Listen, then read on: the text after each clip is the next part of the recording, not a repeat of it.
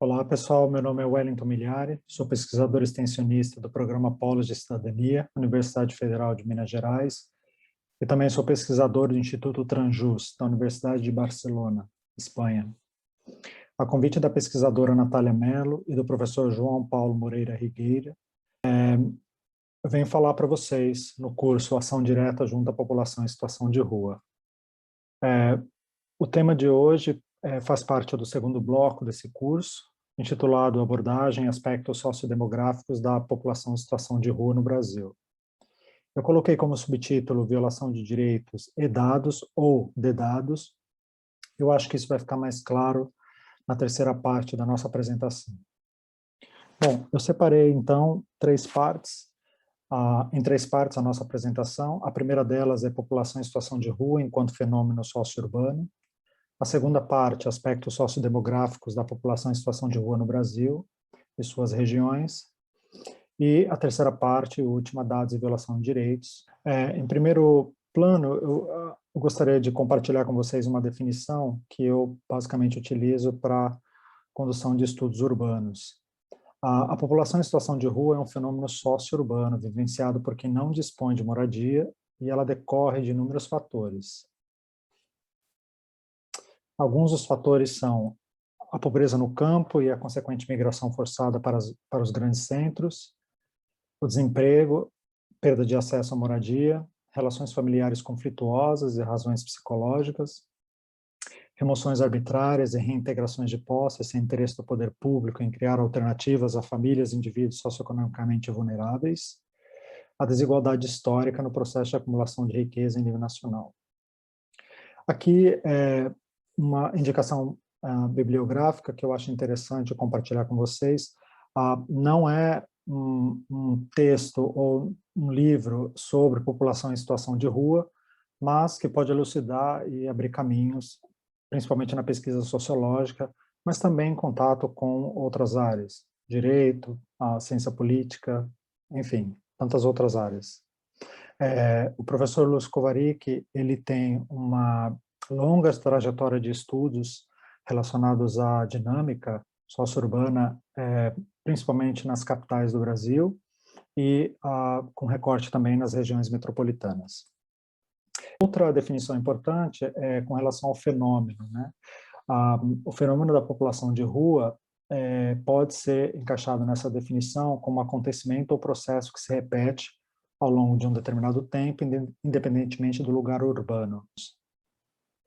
Aqui é um livro sobre os fenômenos que a ciência estuda e não tem relação alguma com a população em situação de rua, ou estudos sobre população em situação de rua, mas que é muito interessante para a gente pensar as bases metodológicas ou os objetos que são definidos aí no campo da ciência. Deixo aí, então, essas duas indicações.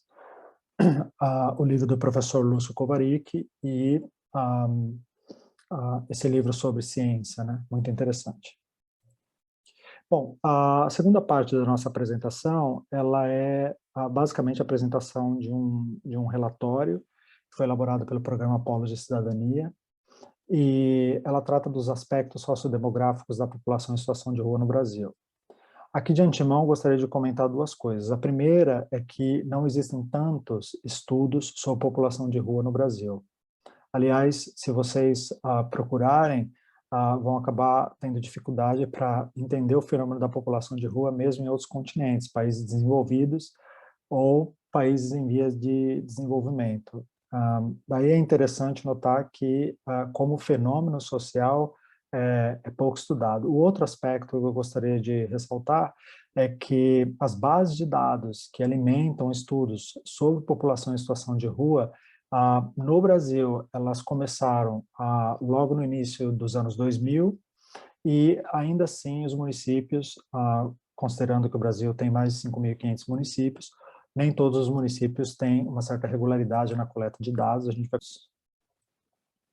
Bom, aqui, como panorama geral, o estudo feito pelo Programa Polos de Cidadania, ele dividiu uma apresentação geral sobre o Brasil, né, como primeira parte, e logo em seguida separou a cada uma das regiões para fazer comentários, aliás, observações muito importantes sobre a situação, a população em situação de rua. Dos aspectos sociodemográficos, em geral, no Brasil, a gente pode destacar o seguinte: existem algumas variáveis, e dentre essas variáveis, o estudo particularizou aí uma amostragem, né, uma coleta de dados amostrais sobre tempo de atualização cadastral, faixa de renda e faixa etária, né? Essas três variáveis vão aparecer nas outras 5 regiões, e não só aqui na apresentação geral, no panorama geral sobre a população em situação de rua no Brasil. Sobre o tempo de atualização cadastral, o que a gente pode comentar é o seguinte: os municípios, as suas secretarias, têm a tarefa de alimentar a base de dados, que é a base de dados nacional do SECAD. Eles produzem dados localmente, mas esses dados devem ser enviados, né, à base de dados do SECAD. Eu vou falar um pouquinho mais disso mais para frente. Mas esses dados precisam ser coletados e atualizados. Então, quando nós observamos aqui na primeira linha, né, na primeira variável, até 12 meses, o que isso significa? Significa que, dos dados coletados, o que se pode dizer que de um total de 160 mil, mais 160 mil pessoas em situação de rua, apenas 49 mil passaram por uma atualização. Depois de 13 a 18 meses, esse número vai para 31 mil, de 19 a 24 meses, 26 mil, pouco mais de 26 mil, de 25 a 36 meses, um pouco mais de 33 mil, e de 37 a 48 meses, um pouco mais de 16 mil. Acima de 48 meses tem esse número aqui, 2.577. Então, resumindo, o tempo de atualização cadastral ele é importante, e quanto maior a diferença entre o total população de rua e a atualização cadastral em até 12 meses, quanto maior essa diferença, pior a qualidade dos dados. A segunda variável é sobre faixa de renda. Aqui a gente tem uma divisão cadastral de extrema pobreza, que vai de extrema pobreza até percentual abaixo da pobreza, que seria o total, né, das outras variáveis. A extrema pobreza, então, atinge esse número, que é um número representativo, né, mais de 142 mil pessoas, sobre um total de 160 mil, mais 160 mil. Pessoas em situação de pobreza, nós temos esse dado, 3.390, baixa renda, 4.718, acima de meio salário mínimo, 9.679 pessoas, sem resposta zero. Significa que todas as pessoas entrevistadas pelas secretarias das cidades ou pelos entrevistadores que trabalham, né, fazem um trabalho de campo com a população em situação de rua. Então, esse número zero significa que ninguém deixou de responder à sua faixa de renda. Daqui alguns comentários interessantes. 91% dos entrevistados de todo o Brasil estão abaixo da pobreza, né, abaixo da linha da pobreza. Significa que existe uma massa gigante, né, que representa aí dentro do total da população em situação de rua, que tem condições praticamente de miserabilidade. O que é fácil de compreender se a gente prestar atenção que a pobreza, então, ela basicamente ela afeta a população em situação de rua, mas não só isso, a população de rua acompanha, então, o aumento da pobreza. Se a gente olhar as estatísticas, não só estatísticas do IBGE, mas estatísticas de outros institutos, como, por exemplo, IPEA, ou institutos que atuam nos estados, como é o caso da Fundação João Pinheiro, em Minas Gerais, a gente vai perceber que o aumento da pobreza significa também um aumento de populações vulneráveis, entre elas, população em situação de rua. A faixa etária aqui, ela demonstra que a maior parte, né, dos entrevistados estão entre 18 e 59 anos, ou seja, uma população economicamente ativa, que uma das causas lá que a gente viu, né, no slide anterior, a falta de emprego, por exemplo, pode ser refletida, então, como uma causa, né, para o aumento da população em situação de rua.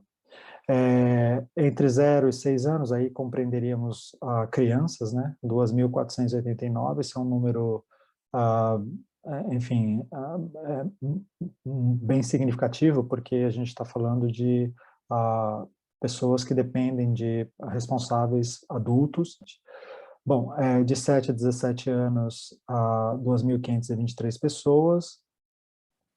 A partir de 60 anos, 16 mil pessoas sem resposta, zero. Isso significa que todos responderam ou responderam por essas pessoas, né? No caso, as crianças aqui. Eu gostaria de ressaltar que os dados coletados para esse estudo do Polo de Cidadania datam de abril de 2021, né, um pouco antes de abril de 2021. O estudo foi publicado em abril de 2021. Tá? Aqui está o link. Se vocês apenas colocarem no Google Polos de Cidadania, População em Situação de Rua e o FMG, a primeira página que sai, já sai com o link da reportagem que cobriu esse estudo e também com o link dentro direcionado ao estudo. Ok? Bom, aqui a gente pode falar então da primeira região destacada pelo estudo. Então, nós temos as mesmas 3 variáveis e a gente tem um total de população de rua de 5.414 pessoas. Pode parecer um número menor comparado a outras regiões, como a gente verá, mas isso não significa que esse seja um retrato muito fiel da realidade.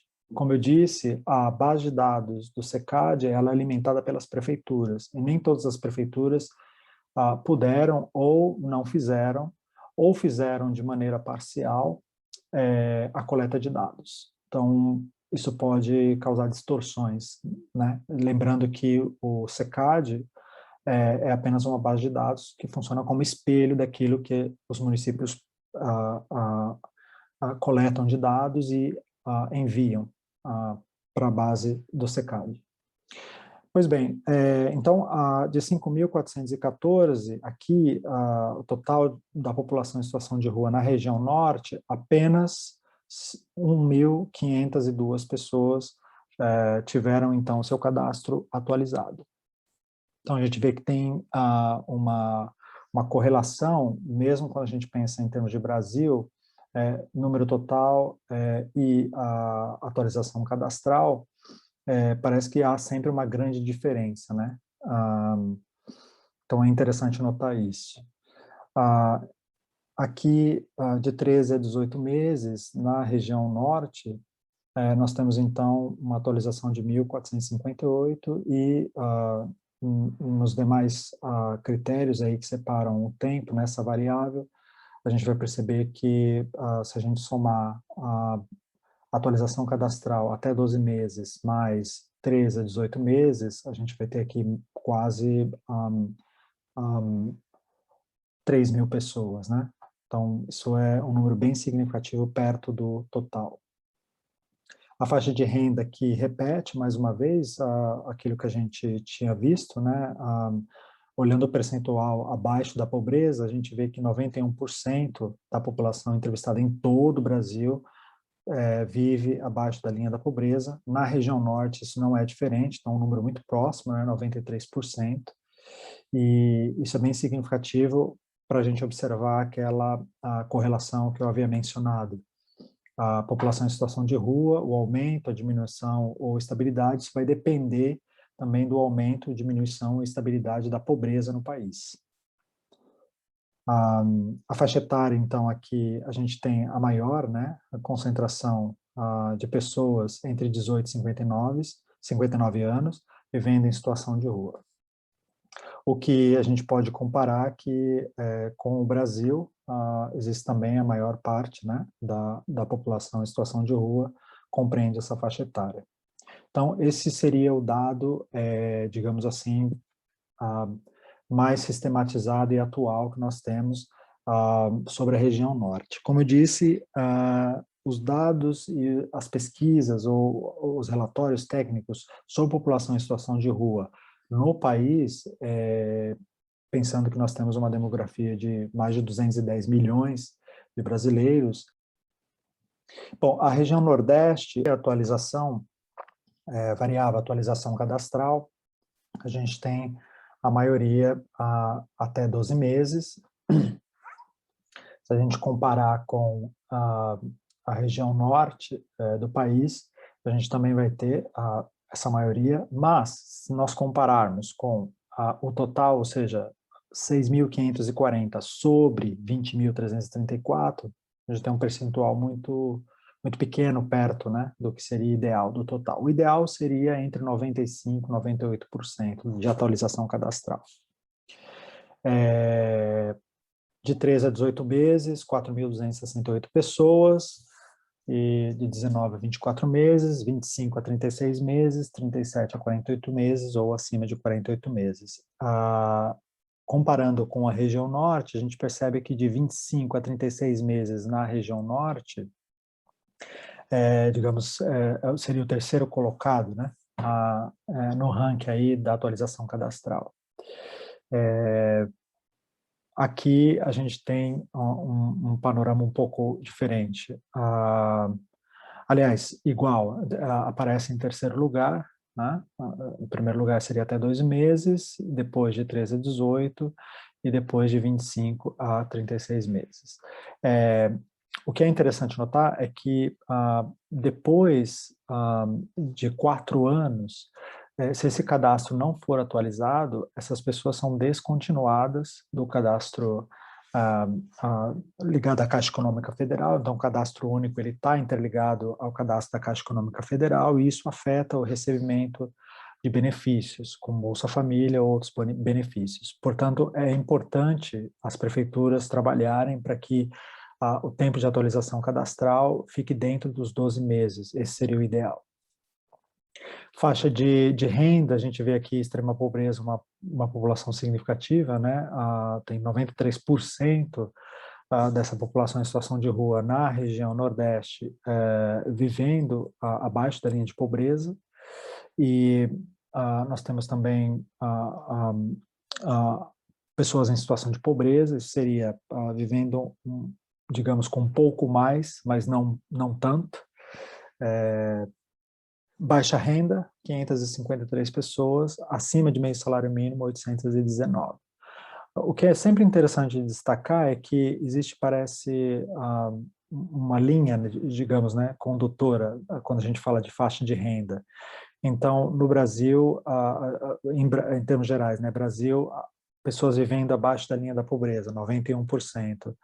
Na região norte, 93%, pouco mais que 93%. Na região nordeste, um pouco mais que 93%. Então, esse número se repete, o que faz sentido, porque a pessoa perdeu a sua condição financeira de poder morar, enfim, e acaba sendo levada às ruas, né, por uma questão estrutural. O tempo de atualização cadastral é importante, até 12 meses, ponto 1. Ponto 2, faixa de renda, a percentual abaixo da linha da pobreza se mantém acima dos 90%, vamos colocar assim. E a faixa etária continua sendo também aqui recorrente entre 18 e 59 anos. Na região centro-oeste, Distrito Federal, a gente tem uma situação muito parecida, então a regra se mantém, um percentual abaixo da linha da pobreza, acima de 90%, tempo de atualização cadastral 3.627 sobre um total de 11.203, ou seja, esse padrão acaba se repetindo, o que é recorrente. Então, em todas as regiões que nós vimos até agora, vamos ver se isso se confirma nas demais regiões. A faixa de renda, então, a gente tem 9.762 pessoas vivendo abaixo da linha de pobreza, portanto, extrema pobreza. E a faixa etária, nós temos aí 271 crianças, de 18 a 59 anos, digamos, a faixa preponderante. Região Sudeste, aqui nós temos um volume maior da população em situação de rua. Se lembrarmos que a população para o Brasil era de 160 mil, e nós olharmos para a região Sudeste, então a gente percebe que de 160 mil, 100 mil estão na região Sudeste, né? É muita, muita, muita gente. Mais uma vez, a gente vê aqui que o tempo de atualização cadastral de 12 meses, 30 mil sobre 100 mil, ele é muito pequeno, né? Representa em torno de 30%, deveria ser maior. A extrema pobreza, a linha, né, digamos, a tendência permanece, mais de 90%, então, vivendo abaixo da linha da pobreza, ou extrema pobreza. E aqui nós temos a concentração maior, a faixa etária, então, a concentração maior está na faixa etária de 18 a 59 anos. Aqui lembrando aquele texto que eu havia indicado anteriormente, do professor Lúcio Kovarik, sobre estudos urbanos, existe uma correlação entre pobreza e a exclusão, né? E o conceito de expoliação urbana que o professor Lúcio Kovarik utiliza, aqui pode ser aplicado porque se mais de 90% da população em situação de rua se encontra numa situação de extrema pobreza, então ela está muito distante de poder complementar a renda e sair, né, da situação de rua. E existe também a ideia de expoliação urbana com relação à riqueza. As cidades produzem muita riqueza, mas como é que essa riqueza é distribuída, né? Então, a população em situação de rua, poderíamos utilizar a metáfora da sentinela, né, na floresta. Então, a população em situação de rua funciona como uma sentinela da sociedade. Se ela aumenta, algo significa que ou algumas coisas podem ser ditas que não vão bem nessa sociedade. Sobretudo classe trabalhadora, né? Bom, com relação à região sul, a gente, mais uma vez, percebe aqui a atualização, o tempo de atualização cadastral, ele é de 7.876 pessoas, sobre um total de 22.887, né? Esse padrão é recorrente, então a atualização cadastral em todas as regiões que nós vimos, ela é difícil de ser alcançada. Aí vamos colocar um patamar de 95%, 98%. A faixa de renda, extrema pobreza, ela cai um pouco, mas está muito próxima, né, dos 90%. Então, a gente poderia, uma das conclusões é que a extrema pobreza de todas as regiões do Brasil, ela é menor na região sul, mas ela é, digamos assim, com uma margem de erro, né, 2 pontos para cima, 2 pontos para baixo. Então, aqui, de 88% para 90%, menos de 2 pontos, né? A gente está falando de menos de 2 pontos. A faixa etária, então, permanece, né? A tendência, maior número absoluto, digamos assim, e percentual, está entre 18 e 59 anos. Ok? Então, essa seria mais ou menos a apresentação geral das regiões e dos aspectos sociodemográficos da população em situação de rua no Brasil. Bom, alguns comentários que eu acho que são pertinentes, né? Eu já elucidei alguns deles. O aumento da pobreza, ele estabelece uma correlação, então, com o aumento da população em situação de rua. Então, pensando num país que concentra renda, pensando num país que tem o desemprego como estrutura, pensando num país em que a efetivação de direitos fundamentais ela é de difícil acesso para a população que mais precisa, qualquer variação do PIB, digamos assim, não significa, uma variação positiva no caso, não significa que mais pessoas estão conseguindo trabalho e, portanto, tendo acesso a emprego e melhor renda, não necessariamente, tá? Então, é sempre interessante notar que o aumento da pobreza, ele tem uma correlação com o aumento da população em situação de rua. O aumento da riqueza e o aumento da pobreza, que é uma contradição interessante, né? Como é que uma cidade, por exemplo, como São Paulo ou Belo Horizonte, que são cidades ricas, aumenta a sua riqueza e não consegue distribuir essa riqueza. Então, à medida em que aumenta a sua riqueza, ela também aumenta a sua pobreza. Aqui, um terceiro ponto que eu coloquei também, aumento da riqueza, se medido a partir do índice Gini, por exemplo, pode apontar em que medida o acúmulo de capital chega às populações mais pobres e à classe trabalhadora. De fato, se nós temos uma concentração de renda alta, se nós concentramos muita renda, produzimos muita riqueza, muito embora o Brasil tenha caído no ranking, né, nos famosos rankings aí das maiores economias do mundo, o Brasil ainda é uma economia potente, né?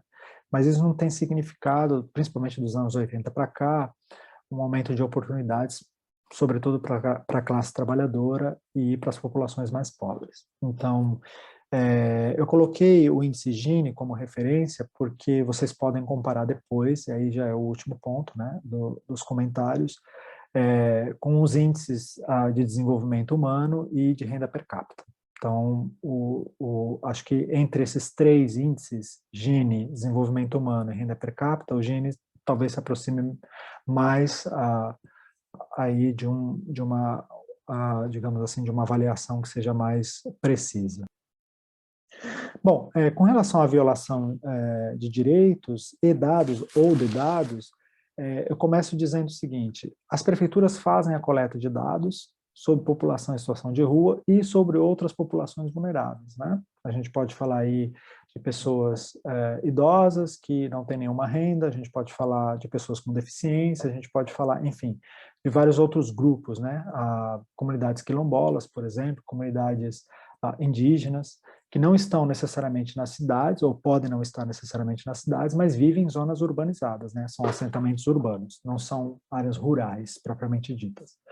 E esses dados coletados pelas prefeituras e pelos municípios, eles são passados aí para um sistema chamado SECAD. Eu coloquei a imagem para quem não conhece ou já ouviu falar, mas nunca teve a oportunidade de acessar. Essa é a cara, né, da base de dados do SECAD. Ela é um espelho da base de dados da prefeitura, e a diferença é que os dados que aparecem no SECAD, eles são totais. E os dados que aparecem nas plataformas ou páginas de dados abertos das prefeituras, eles não são só totais. Eles são séries históricas, eles incluem linha a linha o perfil de cada entrevistado, e essas bases históricas que são importantes. Então, para a realização de pesquisa e utilização de dados, é importante que as prefeituras não só enviem, né, os totais ao SECAD, que estarão disponíveis, mas que elas também disponibilizem suas páginas de dados abertos as séries históricas, né? Lembrando que o sistema de coleta de dados do SECAD, ele foi criado aí em meados de 2000. Em 2001 ele passa a ser estruturado, e a partir de 2001 as prefeituras têm então aí a tarefa de coletar dados sobre população em situação de rua e outras populações vulneráveis. Então, se vocês acessarem agora, por exemplo, pararem o vídeo e forem acessar agora, vocês vão encontrar essa cara aqui, que está à esquerda, né? Vocês têm aqui abaixo a seleção geográfica, que aí seria o estado, e depois as variáveis. Em uma das colunas vocês podem colocar, enfim, população em situação de rua, e na outra linha vocês podem colocar, por exemplo, renda, né? Vocês escolhem. Lembrando que vão aparecer para vocês algumas tabelinhas, e se vocês quiserem séries históricas, vocês terão que clicar aqui no item, no link explorar, série histórica, e fazer a mesma seleção, tá certo? Então é isso aí. Essa nota técnica que está aqui à esquerda, a número 73, produzida pelo IPEA, o Instituto de Pesquisa Econômicas, ela traz ela traz alguns números, obviamente, de maneira muito sucinta, porque a nota técnica não é tão longa, mas são muito interessantes esses números, porque eles apontam, eles fazem algumas estimativas, né?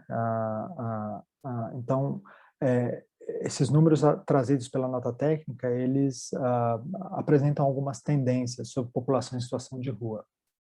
E E ele cobre um período de setembro de 2012 até março de 2020, ou seja, é uma série histórica bem significativa e é um estudo muito interessante, sobretudo quando a gente fala de regiões metropolitanas. Ele tem lá algumas considerações sobre regiões metropolitanas.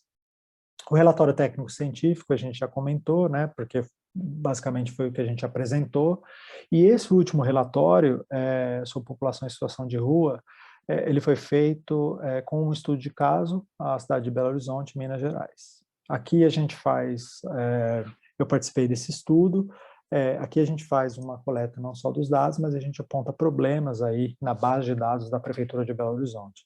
Seria muito interessante conferir, se vocês acessarem qualquer, enfim, buscador, Google ou qualquer outro, e colocarem o nome da nota técnica Polos de Cidadania, já vai aparecer para você uma página da Federal de Minas Gerais, e dentro dessa página você pode encontrar o link, né, direcionado ao estudo. E sobre a nota técnica, basta colocar o nome da nota técnica, o número 73, IPE, que vai aparecer para você tranquilamente. Tá certo? Bom, aqui é aquilo que eu já tinha comentado sobre o tabulador do cadastro único, onde vocês encontrarão os totais, né? Então, aqui seleção geográfica, vocês selecionam um estado, variável coluna, população em situação de rua, e outra variável, pobreza, por exemplo. Pode escolher Bolsa Família, enfim, há inúmeras variáveis. E esse cruzamento de dados, ele é feito de maneira tabulada, mas só para os 2 últimos meses. Eu coloquei aqui o exemplo, né, julho e agosto, a gente já está para virar, na verdade, quando eu preparei a apresentação, a gente estava virando o mês de setembro, então não aparecia ainda, mas logo, logo aparecerá agosto, setembro. E aqui eu gostaria de trazer algumas reflexões, né, começar com algumas reflexões. A Prefeitura de Belo Horizonte, que foi o nosso estudo de caso do último relatório do programa Polos de Cidadania, ela apresentou dados, ela apresenta dados sobre população em situação de rua, mas esses dados, como eu disse, começam, essas séries históricas começam em setembro de 2020. E a última atualização foi em julho desse ano, 2021. O que isso pode acarretar? Quanto menor a série histórica que a prefeitura ou as prefeituras do Brasil colocarem à disposição, não só para pesquisadores, mas meios de comunicação, sistema de justiça, por exemplo, que precisa de dados muitas vezes para fazer análises, quanto menor a série histórica que as prefeituras disponibilizarem, maior o risco de que a gente tenha uma visão distorcida sobre a população em situação de rua. E isso é um problema, porque à medida em que a gente tem menor acesso a dados, a gente também tem maior dificuldade na elaboração de políticas públicas. A gente também tem maior dificuldade de entender o fenômeno. Existem também outros problemas que poderiam ser previstos ou adiantados se nós tivéssemos séries históricas mais completas, com períodos maiores, porque a gente consegue também traçar tendências, né? Então, uma pergunta que a gente pode se fazer é, bom, se a população em situação de rua, hoje em Minas Gerais, está perto de, Minas Gerais, Belo Horizonte, está perto de 9 mil pessoas, qual é a projeção para 2030, né? Ou para 2050? Lembrando que o Brasil, a cada ano, nascem um pouco mais que 2 milhões de bebês. Lembrando que no Brasil o desemprego chegou enfim, a uma marca estrutural de mais de 14 milhões de desempregados. Então, esses são dados que facilitam e ajudam não só quem estuda população em situação de rua, mas as pessoas preocupadas com o tema entenderem dinâmicas que somente podem ser analisadas com maiores séries históricas. Então, aqui a nossa primeira reflexão. Se os dados são tão importantes para a elaboração de políticas públicas e efetivação de direitos fundamentais, a falta desses dados pode significar também violação de direito. Aqui a gente encontra uma definição que eu acho que é interessante, é muito próxima daquela que eu utilizei logo no início da nossa apresentação, que descreve o seguinte: é um grupo populacional heterogêneo, composto por pessoas com diferentes realidades, mas que tem em comum a condição de pobreza absoluta, vínculos familiares e sociais interrompidos ou fragilizados, e a inexistência de moradia convencional regular, utilizando a rua como espaço de moradia e sustento de forma temporária ou permanente.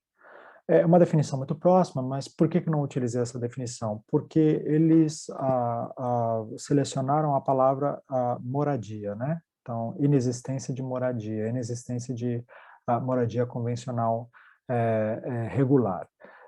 Eu vejo um certo problema, porque, em geral, as moradias no Brasil, elas variam muito em questão de espaço e qualidade, né? E eu não consigo entender o que seria convencional e regular. O que é convencional e regular? É uma pessoa que vive, enfim, em uma periferia, em uma comunidade, uma pessoa que vive em uma casa que não tem banheiro ou um banheiro compartilhado. O que seria isso, né?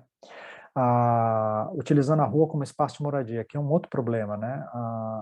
A população em situação de rua, ela não pode ser vista como alocada em um espaço de moradia, né? Como um espaço de moradia. A gente não pode comparar, né, o espaço das ruas como um espaço de moradia. É uma situação extremamente difícil, que a gente não pode aproximar de moradia. Mas essa é uma questão conceitual, a gente pode também divergir, a gente pode também trazer outros parâmetros para tentar, de alguma maneira, conceituar melhor.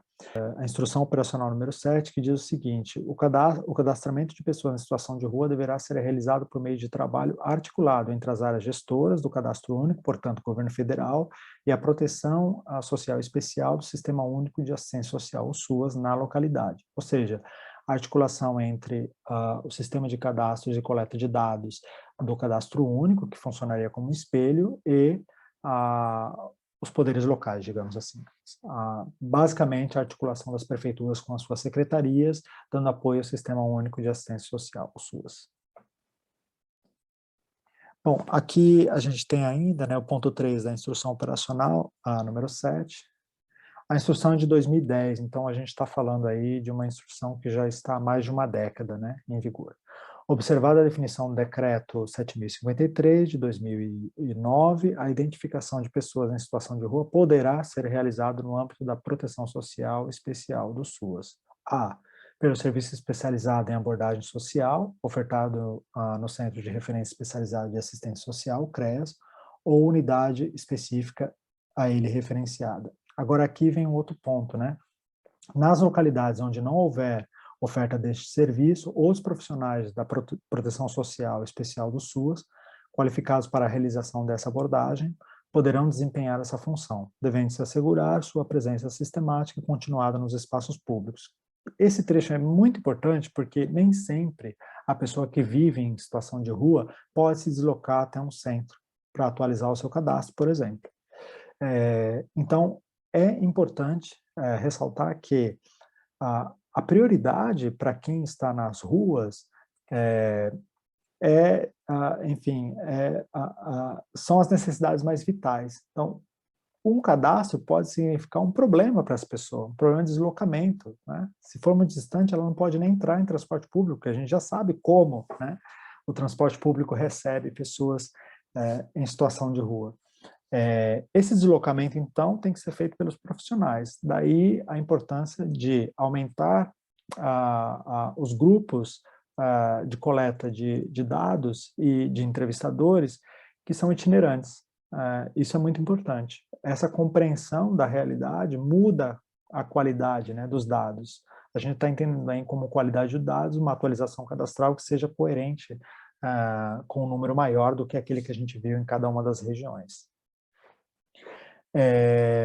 Bom, aqui algumas observações sobre dados e violação de direitos. Os dados sobre a população em situação de rua são coletados sistematicamente? Essa é uma pergunta que nós podemos fazer de maneira constante. Se sim, se não, como? A gente viu que se a gente se basear na atualização cadastral dos últimos 12 meses, a gente vai ver que tem um número muito pequeno perto do total, né? pensando aí a atualização cadastral. Os dados compõem séries históricas. Bom, aí nós temos um problema, porque as séries históricas que aparecem, por exemplo, no site da Prefeitura de Belo Horizonte, ela é uma série histórica de meses, não compreende nenhum ano. E nós esperamos que essa série histórica seja aumentada em algum momento. Outra pergunta que a gente pode fazer: todos os dados são de fácil acesso ou apenas uma parte deles pode ser encontrada facilmente, né? Existem erros nos dados, como números duplicados, né? Nós encontramos na base de dados da Prefeitura de Belo Horizonte dados duplicados. Se vocês observarem os meses de fevereiro e março, eles são duplicados, são exatamente os mesmos. Esse tipo de equívoco tem que ser evitado, porque dificulta ainda mais o estudo sobre população em situação de rua. A falta de dados, no caso da Prefeitura de Belo Horizonte, sim, mas e na sua cidade, né? Como seria isso? Se você procurar agora no portal de dados abertos da sua cidade, será que há alguma informação sobre população em situação de rua? Existem dados para todos os meses, né, do ano? A gente viu que na Prefeitura de Belo Horizonte não. São transparentes, isto é, estão no Portal Brasileiro de Dados Abertos, ou seja, essa é uma outra página diferente do SECAD, diferente das páginas das prefeituras, que centralizam, então, os dados sobre, enfim, todos os dados são produzidos no Brasil, em diferentes níveis, são centralizados no Portal Brasileiro de Dados Abertos. E os dados produzidos pelas prefeituras e suas secretarias também são disponibilizados lá. Então, essa é uma forma de tornar, digamos assim, a base de dados de cada prefeitura mais transparente, publicá-la também no Portal Brasileiro de Dados Abertos.